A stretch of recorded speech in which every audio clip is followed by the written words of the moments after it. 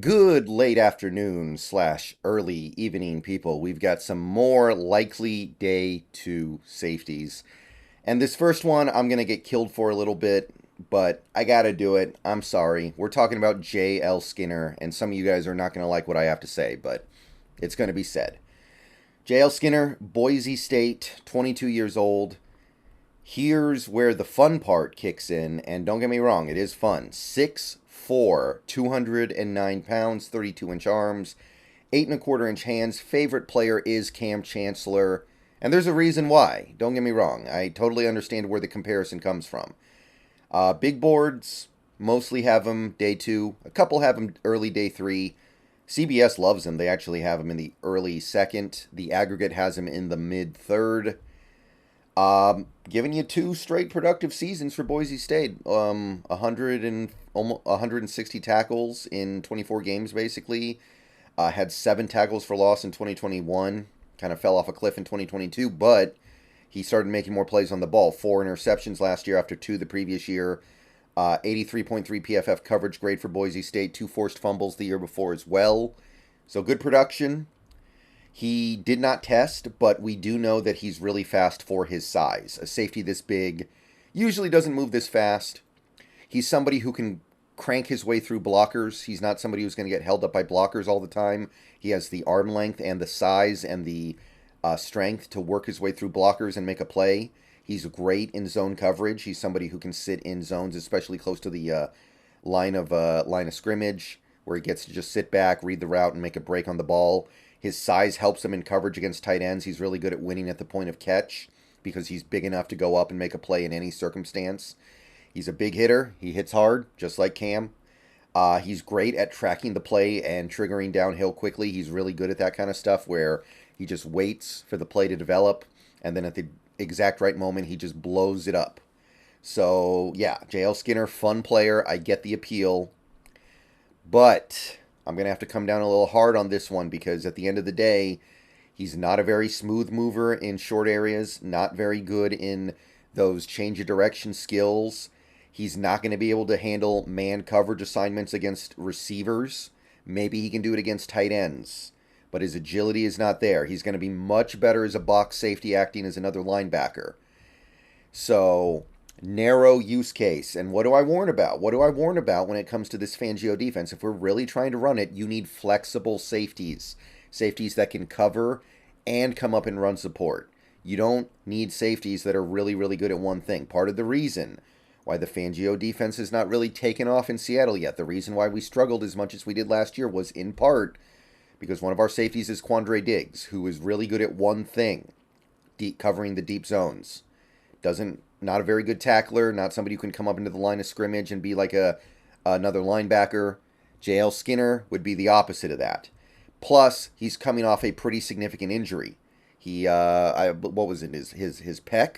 I'm getting all these injuries confused, but it was a non-trivial injury that was a big reason why he didn't test. So I understand why people like him. The reasons are very obvious. But you put him in this Fangio defense, you're going to get to see him look really good on some plays, but really bad on other plays. It's going to be hard to hide his weaknesses as a player. So I can't recommend it. There's no way I can recommend it knowing that we're going to put him in bad situations. If we're running the old Carroll defense, okay, that's very different. That would work. But in this case, I put a 4th round grade on him mostly because of the injury, and here, not even that. Okay. Jitarius Martin of the Illinois Fighting Illini. Now, here's a pretty fun guy. 23 years old, 5'11", 194 pounds, 31 and 1/8 inch arms, 9 and 5/8 inch hands. Had a very nice combine. He was fast. He was quick. He was explosive. Look at those numbers. Now, this is a guy who's a little bit of an athletic super freak. This is a guy who gives you all those traits that can be molded. And all the big boards I use, except for the Draft Network, have him in the day 2 range. The aggregate has him late day 3. I think that's a reasonable expectation. 25 games over the last 2 years. A little bit of a typo here. Hold on. Giving you 120 tackles in 25 games, 6.5 tackles for loss, 4 interceptions, 11 passes defense last year, so he made good strides with his ball skills. PFF coverage grade wasn't great last year, 66, but this is an intriguing player for sure. I believe that even though he's a little undersized, he'll be able to play linebacker on passing downs. He's an excellent tackler, and with his speed and explosiveness, he's going to find his way to the ball frequently. He can also hang in the slot. I don't know if he'll be great at it, but he offers that flexibility to be a good slot corner. He's physical in coverage as well. He's somebody who wins with his physicality quite a bit by just being disruptive at the point of catch. He's going to give you a lot of value on special teams. His ball production took a big uptick in 2022, like I said. 3 interceptions and 11 passes defensed in 13 games is legitimate. And his testing was eye-popping, like I said. So there's real potential here for this guy to maybe be a star, I think. I see potential here that I don't see with some of these other guys. Now, despite that really good testing, his technique robs him a little bit of that potential right now. His transitions are a little awkward when he flips the hips to go from facing the line to turning away from the line. He should not be left in coverage on wide receivers very often. He has the speed to do it, but it's kind of a short area quickness thing where he doesn't have those agility markers to be able to really mirror a receiver when he's running his route. The short area quickness in general does leave something to be desired. So that's the area where his athleticism is a little bit weaker. He just doesn't have that short area quickness, change of direction type stuff. I think he makes up for it with his other positive traits. His speed, acceleration, and explosiveness are great. But that is the area where he leaves a little something to be desired. So I like the fit. I think that the Combine did him some big favors.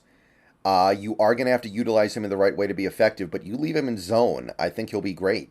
You leave him in zone and allow him to come up into the box on certain downs. Like I said, you can play linebacker on passing downs. I think it's going to work. I think it's going to work really well. I would take him in the 3rd round. Maybe that's a little bit high given the fact that I passed on using a 3rd round pick on some of the previous guys we looked at. But I see some star potential with Jitarius Martin. I don't know if I see it with some of the other guys like Christopher Smith. I believe that this guy has upside beyond what we've seen so far at the college game. And by the way, I believe the Illinois Fighting Illini actually had the #1 defense in the league last year. So he definitely has some experience being part of a very, very good unit. Okay, we got one more safety, one last guy who I think has a good chance of going in the top 100 in the Day 2 area. It's Jair Brown of Penn State, the Nittany Lions. Probably our last really solid Day 2 candidate at safety. 23 years old, 5'11", 203 pounds, so kind of short, but also he's got some mass to him. 31 and a quarter inch arms, 10 and an eighth inch hands. Pretty big hands for whatever that's worth. Testing was 4.65 40 is pretty bad. 1.56 10-yard splits forgettable. The jumps are meh. So not a great combine from him. Most of the big boards do have him going round 3. A couple have him going round 4. Draft Network has him going round 7. They don't like him very much at all, but the aggregate has him going late 3rd. He's given 26 games and about 150 tackles, including 8 for loss over the last 2 years. Last year, he really improved himself as a backfield playmaker. 7 tackles for loss and 4.5 sacks in 13 games. 4.5 sacks from a safety, credible, legit. But he also has incredible ball hawk skills, and that's what is mostly going to do him favors here. 6 interceptions in 2021, 4 in 2022. 8 passes defense, so a high percentage of his plays on the ball end up in takeaways. 77 PFF grade last year in coverage. So, likable player, likable prospect. But will it translate? The production in college is pretty off the charts, I think. I think that's fair to say that if you look at it collectively, he's one of the most productive safeties in college football the last few years. He's a positive in run support. He's good in run support. He does pretty well in man coverage when you leave him in those situations where he has to mirror a receiver. He's pretty strong for a safety. He's got solid strength, and he knows how to use it to his advantage. I think he's a smart player. He takes good angles in run support. He understands zone landmarks. He understands how to drop back in zone, wait, and then break on the ball. He's a smart safety. But I am a little bit concerned about his testing at the combine and what that says about his ability to translate all that to the NFL. In college football, you're playing against a lot of bad quarterbacks that are going to leave the ball hanging up there, and you can go catch up to it with your 4.65 speed.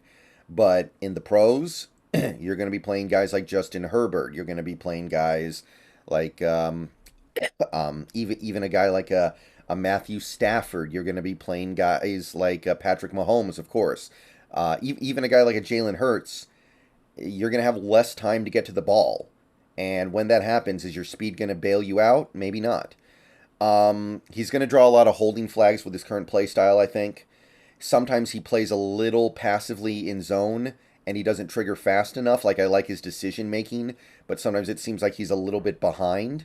He can get away with that in college, can't get away with that in the pros. Just needs to be a more decisive player in general, I believe, if he wants to be successful at the NFL level. So, it's a risk. Yes, there's insane production, but I look at it and I kind of think to myself, well, yeah, but what happens when he's playing against NFL caliber quarterbacks? What happens when he's playing, even the Dak Prescotts of the world, even the Daniel Joneses of the world? Is that going to work? I feel like it's a risk. I wouldn't take him unless he's there in the fifth, honestly. I wouldn't. And no knock on his production.